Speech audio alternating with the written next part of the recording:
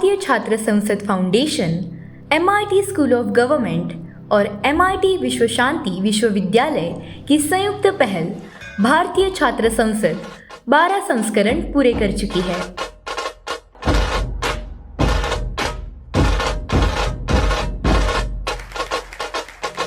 राजनीति में आने से पहले युवाओं को प्रशिक्षित से प्रेरित करने के उद्देश्य से आयोजित इस लोकतंत्र के त्योहार में पूरे देश से आए 12,000 से अधिक छात्र सहभागी हुए। विविध क्षेत्रों के जाने माने हस्तियों ने इस अवसर पर युवाओं का मार्गदर्शन किया।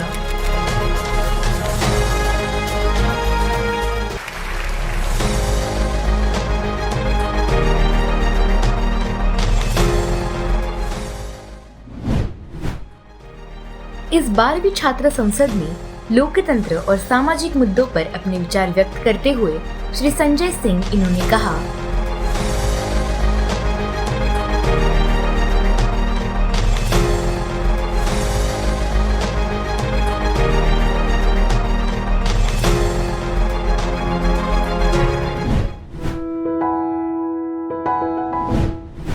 आप सबका अभिनंदन करते हुए मैं राहुल कराड़ जी को इस आयोजन के लिए बहुत धन्यवाद देना चाहता हूं, क्योंकि आज इस देश का नौजवान डॉक्टर बनना चाहता है, इंजीनियर बनना चाहता है, किसी बड़ी कंपनी में बड़ा सॉफ्टवेयर इंजीनियर और टेक्नोक्रेट बनना चाहता है, लेकिन राजनीति में विधायक और सांसद नहीं बनना चाहता। यही भारत की राजनीति की विडंबना है। आपने ये आयोजन करके नौजवानों के बीच में वो संदेश देने का काम किया है, इसके लिए आपको बधाई देना चाहता हूं।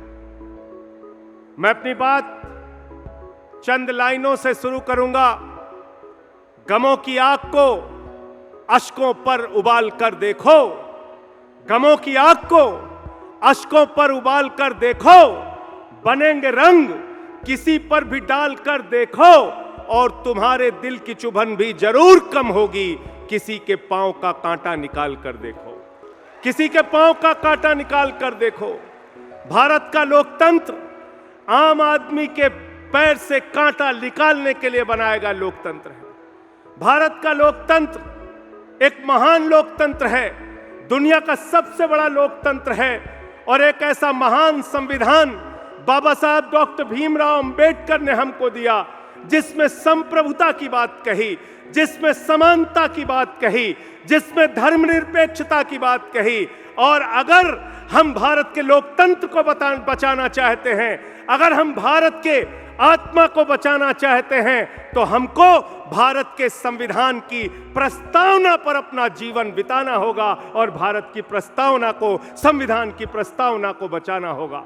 और वो प्रस्तावना क्या कहती है? वो प्रस्तावना समानता की बात कहती है। लेकिन जब आजादी के 75 साल के बाद हम पढ़ते हैं कि उत्तर प्रदेश के बुलंदशहर में CRPF का जवान थाने में जाके एप्लीकेशन देता है कि मैं दलित समाज से हूं, मुझे अपनी शादी के लिए पुलिस प्रोटेक्शन चाहिए क्योंकि मुझे घोड़ी पर चढ़ने की इजाजत नहीं है, तो भारत का लोकतंत्र शर्मिंदा होता है। जब हम पढ़ते हैं कि हिंदुस्तान के 92 लोगों के पास 55 करोड़ लोगों के बराबर की संपत्ति है, यह असमानता का स्तर जब हम पढ़ते हैं, तब हम भारत के लोकतंत्र पर कहीं ना कहीं शर्मिंदा होते हैं। और जब हम देश की धर्मनिरपेक्षता पर प्रहार देखते हैं, चोट देखते हैं, तो कहीं ना कहीं उससे हमारे लोकतंत्र को, हमारे संविधान को चोट पहुंचती है। मैं नौजवान साथियों आपसे कहना चाहता हूं, हम उस हिंदू धर्म को मानते हैं जो वसुदेव कुटुंबकम की बात कहता है, वो हिंदू धर्म जिसकी रामचरितमानस की चौपाई कहती है, सब नर करें ही परस्पर प्रीति, यानी ऐसा देश जहां हर इंसान प्यार से रहें, वो है हमारा हिंदुस्तान। विविधता में एकता भारत की विशेषता है। ये वो मुल्क है जहां मोहम्मद रफी गाना गाते हैं, सुख के सब साथी दुख में ना कोई, मेरे राम तेरा नाम एक सांचा दूजा ना कोई। यह है भारत की एकता, यह है भारत की विविधता, यह भारत की विशेषता है, जहां अलग अलग भाषा, अलग अलग जातियों, अलग अलग धर्मों के लोग एक साथ मिलकर रहते हैं। वही हमारा भारत महान है। ये मुल्क मोहब्बत की बुनियाद पे आगे बढ़ेगा, ये मुल्क भाईचारे की बुनियाद पे आगे बढ़ेगा। चंद पूंजीपतियों के हाथ में देश तरक्की नहीं कर सकता। साथियों, याद रखना, ये असमानता, ये विषमता, ये हमें मिटाना होगा। बिल्कुल सही यहां पर कहा गया, परिवारवाद की राजनीति इस देश के लिए अभिशाप है। परिवारवाद इस देश की राजनीति से खत्म होना चाहिए, मैं ऐसा मानता हूं। इसलिए मैं आपसे कहना चाहता हूं, चले जाइए कश्मीर, शेख अब्दुल्ला, फारूक अब्दुल्ला, उमर अब्दुल्ला एक ही परिवार की पार्टी, मुफ्ती मोहम्मद शहीद, महबूबा मुफ्ती एक ही परिवार की पार्टी। चले जाइए पंजाब, प्रकाश सिंह बादल, सुखबीर बादल, हरसिमरत कौर, विक्रम मजीठिया, आदेश प्रताप सिंह एक ही परिवार की पार्टी।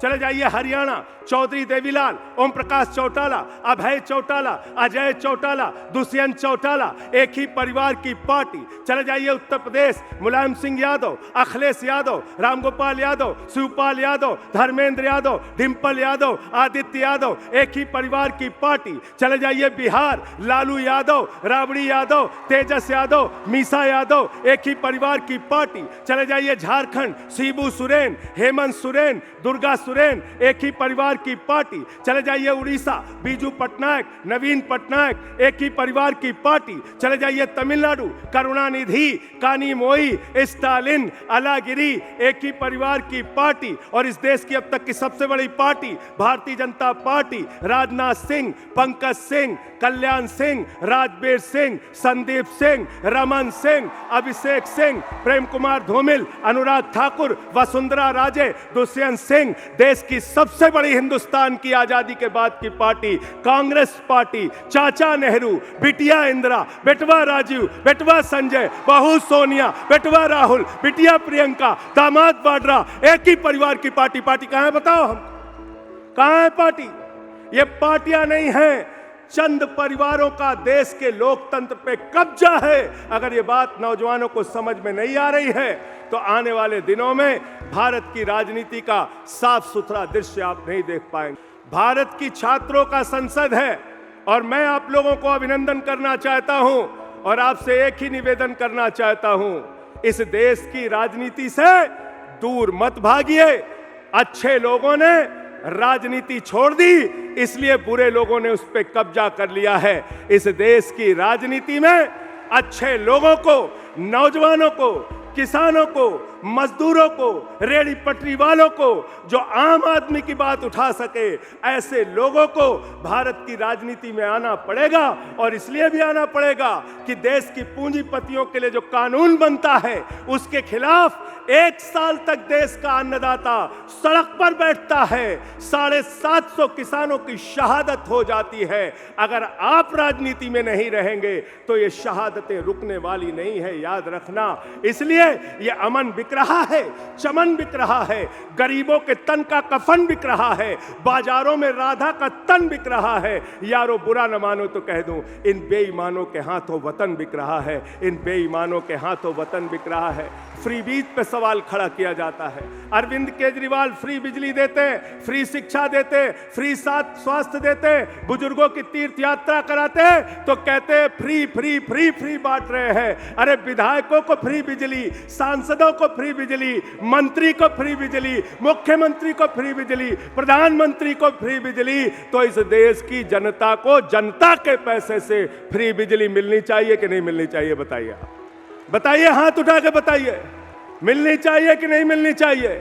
इसलिए आपके लिए काम करना है, आपको राजनीति में आगे आना होगा। और अगर आप नहीं आएंगे, यहां राष्ट्रवाद की बात की गई, मैं बड़ी विनम्रता पूर्वक आप लोगों से पूछना चाहता हूं, भारत के नौजवानों जरा आप सोचना, गंभीरता से जरा विचार करना। भारत के बजट में 6.5 लाख करोड़ की भारत की संपत्तियां बेचने का प्रावधान सरकार लेके आती है। हमारी रेल बेची जा रही है, हमारी सेल बेची जा रही है, हमारा कोल इंडिया बेचा जा रहा है, हमारा बीपीसीएल बेचा जा रहा है, हमारा LIC बेचा जा रहा है, हमारा बैंक बेचा जा रहा है, हमारी सड़कें बेची जा रही हैं, हमारी बिजली बेची जा रही है, हमारा पानी बेचा जा रहा है, पूरा हिंदुस्तान बेचा जा रहा है। पूरा हिंदुस्तान बेचने की तैयारी है। इसलिए आपसे कहना चाहता हूं, जागिए, सजग होइए, मुख्य धारा की राजनीति में आइए, अपने अंदर समझ पैदा कीजिए, वरना 4 साल की नौकरी देके अग्निवीर आपको बनाया जा रहा है। 17 साल में अग्निवीर बनोगे, 21 साल में रिटायर हो जाओगे, 17 साल में सैनिक, 21 साल में पूर्व सैनिक, और जीवन भर दर दर भटकता रहना पड़ेगा। मैं अंत में एक ही सवाल आपके बीच में छोड़कर जा रहा हूं, जरा सोचना, अगर हिंदुस्तान की सेना 34,000 सेना हर साल कम होगी, अगर हिंदुस्तान की सेना 20 साल तक 34,000 कम होती रही, तो भारत की सेना आधी हो जाएगी। ये कौन सा राष्ट्रवाद है? ये कौन सा भारत माता के प्रति हमारा प्रेम है? कैसे भारत की सीमाओं की सुरक्षा होगी अगर हमारे सैनिकों की संख्या कम की जाएगी? इसलिए नौजवान साथियों,